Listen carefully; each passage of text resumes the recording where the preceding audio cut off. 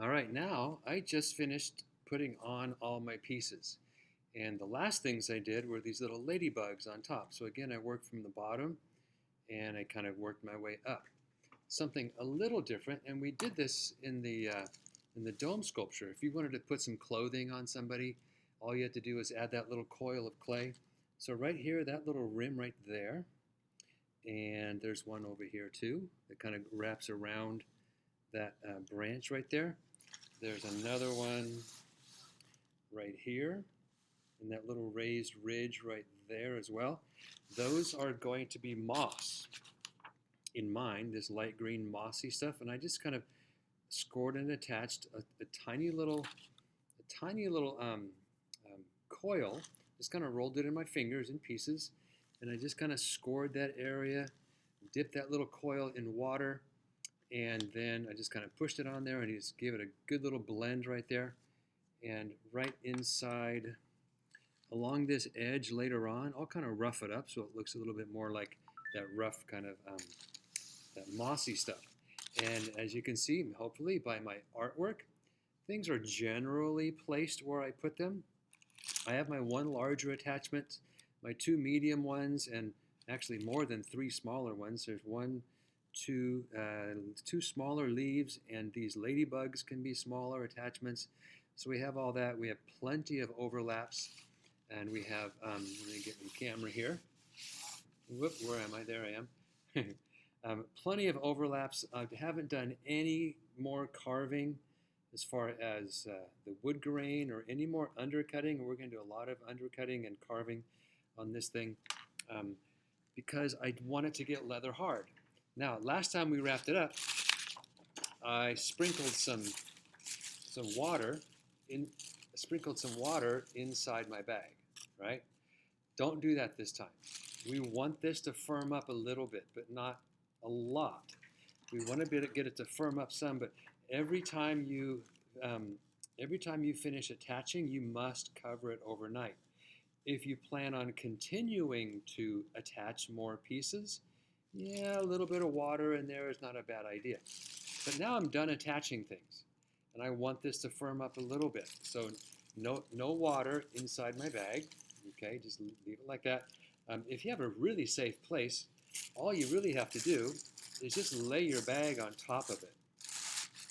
And maybe I'm just going to put a little pencil here and a paintbrush there just to kind of keep it from moving around. Or you can put it inside the bag, but do make sure to wrap it up. It will dry out too much if you don't carefully put it away. Then maybe the next day it will be firm enough to start to carve. If it isn't, you can, after it's set up overnight, and you don't want to do this too soon, you don't want to add clay and then blow dry. But the next day, you can blow dry a little bit if you want to get in there and start to do some little carving and undercutting, because that'll dry it up a little bit. But the best thing is time. So again, I just added fresh clay. I'm just going to cover it overnight and maybe blow dry it just a little bit the next day, or I'll just, if you have the class in the afternoon, you can just kind of leave it out for an hour or two and then start carving, and that'll do the trick too. All right, we'll do more on this video right away.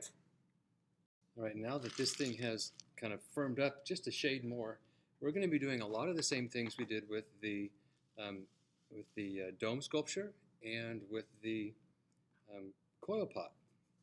We're going to be doing lots of undercutting. And you can see I've done a little bit of work over here and a little bit of texturing.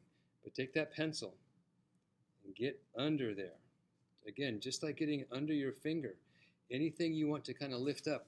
So even this piece of moss right here that almost blends in, I'm going to get under there, really under there, make it lift up or make it appear to lift up.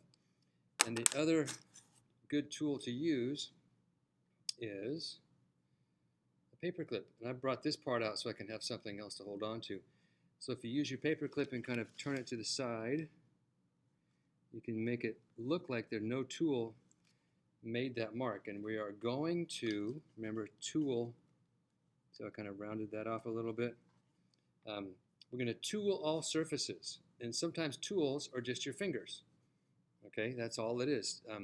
Sometimes you just have to think of your hands as that's your main tool, actually. Um, so see how I kind of rounded that off? But with that, I am going to be doing some texturing, kind of like this piece of moss over here. Another thing that I'm doing is adding some of the details, like the veins in the leaf. Now remember, as soon as you draw that line, the two little edges look kind of crummy and kind of shaky. Okay, there's that little bit of lifted clay right there. So that's what happened to my, oh, here it is, my paper clip. And again, if you want, you can really tightly tape some of those paper clips to the end of a pencil. I might use these to keep my hands out of your way, but this is literally just a paper clip taped to the end of a pencil.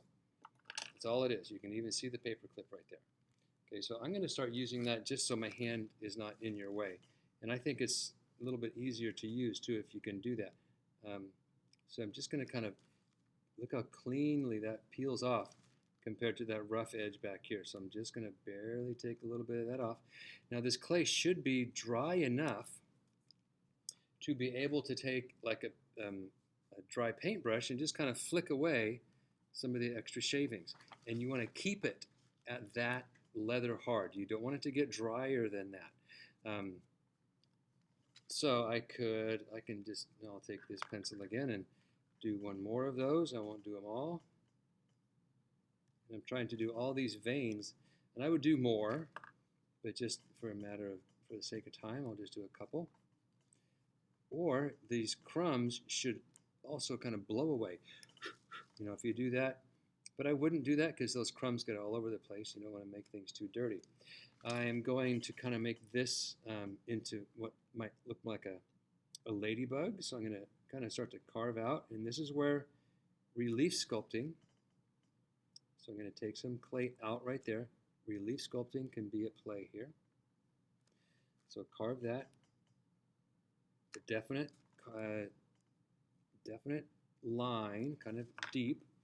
I'm going to take my paper clip and just kind of go, boop, just take some away right there. And all of a sudden, the body is bigger than the head.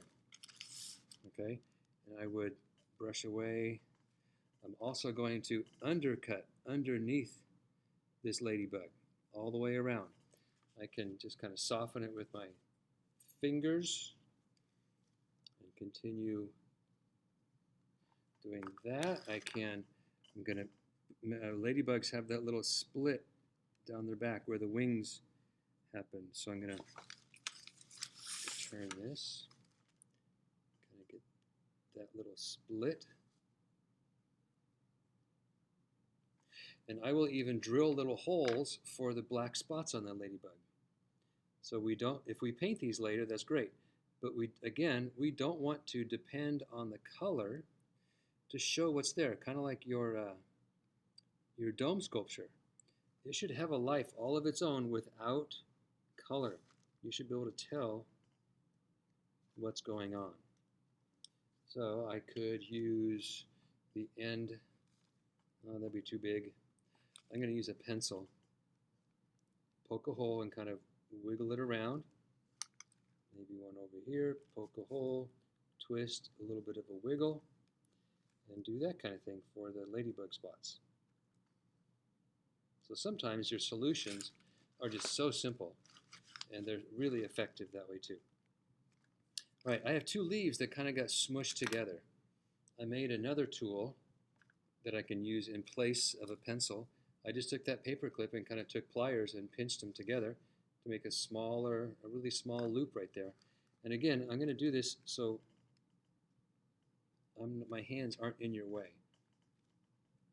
Okay, again, separate them. I'm going to use that regular paper clip and just kind of soften that sharp edge I created. All right, so that's kind of the stuff you do. This texture of the moss, all I did was took this paper clip and just kind of went twist, twist, twist, twist, twist, twist, twist, back and forth, until it kind of really got irregular. Remember, texture is part of your design. So I can continue that. A lot of these shavings will fall off, and that's fine. And again, you want to keep it at that moisture level. I'm going to sprinkle just 1 or 2 little sprinkles from my fingertips in my bag because I want it to stay this moisture level. So I've seen some of your work where it looks like you just sprayed and sprayed and sprayed, excuse me, inside your bag and it got way too wet. You don't want that to happen. All right, where else was I going? Oh, and texture on the ground, just like little twigs and grass and things like that. All I'm going to do is just kind of go in different directions and let them kind of bump into each other. If I want to, I can do some relief sculpting. So let's say there was a small twig right here. I could outline it. Okay, I'm going to make the twig right there. So I'm going to go a shade deeper on each side of it. A shade deeper. Then I'm going to take my paper clip. I'm going to take off some clay up next to that twig. And on both sides, this is the relief sculpting. And this kind of fades away. I haven't said it yet, but don't pick this thing up. Okay, the more you pick it up, the more you have a chance of bending it. You will eventually have to turn it over carefully and carve your name on the bottom, but you don't have to yet. So I'm just going to peel some clay away, and I might do this a few more times in different areas. There's my dry paintbrush to get rid of those. And we are going to, the next little part of this video, after I finish doing all my basic carving, is again, very much the same. I'm just going to use a paintbrush and a little bit of water and kind of polish things off and soften them off just a little bit. So it's a matter of tooling all surfaces. Okay, if you cut with a tool, you should not leave the effects of a tool. It shouldn't look like you just cut right through the clay. You need to come back and soften it with a finger or a tool or a paintbrush, those kinds of things. So I still have some good work to do here. So I'll come back with the end of this video and show you how to, again, remind you again, how to kind of polish it off with a paintbrush and your fingertips. All right, there you go.